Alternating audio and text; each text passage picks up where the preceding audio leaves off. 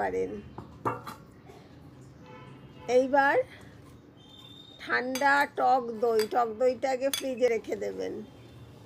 এইবার সেই টক দই বেশ কিছুটা পরিমাণে দিয়ে দেবেন, মানে একটু বেশি করেই দেবেন। তারপরে এটা আমি দিচ্ছি ফ্ল্যাক্সিড, মিক্সিতে একটুখানি পাউডার করে নেওয়া, সেই ফ্ল্যাক্সিডটা দিয়ে দিচ্ছি 1 চামচ। এটা খুব হেলদিও হবে। এবং এবার দিচ্ছি ব্ল্যাক সল্ট, মানে যেটা বিট নুন। এটাকে এবার একটু ভালো করে মিশিয়ে নিন। ভালো করে মিশিয়ে নিয়ে এবার খেতে থাকুন।